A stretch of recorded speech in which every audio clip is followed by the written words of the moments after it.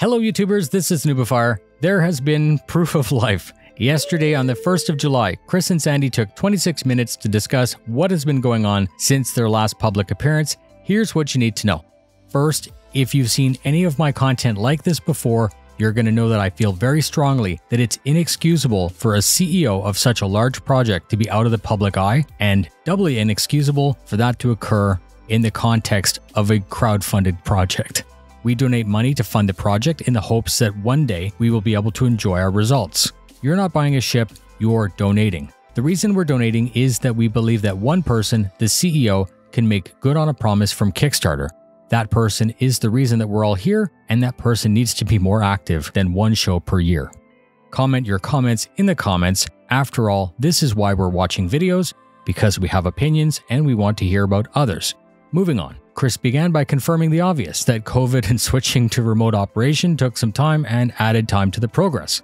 He's proud of the way everyone quickly adopted the changes. He's eager to get everyone back to usual in the office with the collaboration and friendship of a close team. He said 3.14 is due mid-July for PTU. He's happy with the volume of the volumetric clouds, and he said that more layering and optimizations are needed in the future. He was giddy when he spoke about how cool it is to have a cloud city in our game, and I agree, it's a great visual achievement. Server meshing was next. There's a dedicated strike team of 20 people working on it from mixed disciplines. He knows it's a critical blocker and it's his main focus. He went into more detail about how it's going to allow for many smaller shards to mesh seamlessly for about 4 minutes, something we have heard before, but it was still nice to hear. He spoke about OCS and other optimizations that we still need to overcome developmental hurdles. He said that he's hopeful to make progress with persistence, which is foundational for more systems around Christmas holidays. He said it's still too soon to meet en masse for CitizenCon, and they're going to be working on a virtual event. It's a massive boost for morale for the dev team, and hopefully also for us. 3.15 will include medical gameplay, and we will see information on that, plus personal inventory changes in a future SC Live. Personal inventory will be a leap forward in quality of life, and players will have the ability to more quickly adjust their gear.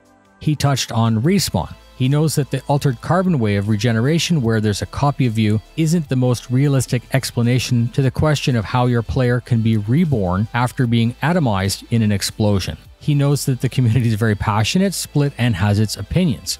He suggested a balance where the process would only work a couple of times before it degraded, resulting in actual death.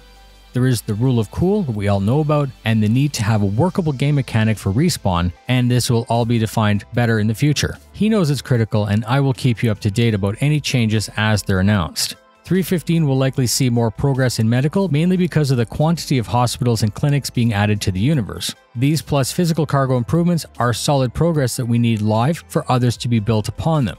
Chris is actively coding physical skins, making improvement to the player actors, but this mainly has to do with optimizing how objects layer with physics so that they all look proper without clipping. Lots of C's.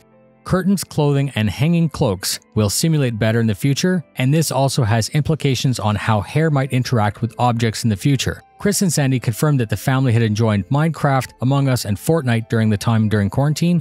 He said that playing other games offers insight in how crafting might work in Star Citizen. The future includes some time where Chris is going to work in the UK with the squadron team, and that team will eventually migrate to a larger location. That's it. Thank you very much for spending your time with me. I'm home very soon, and there's some exciting stuff planned for the channel.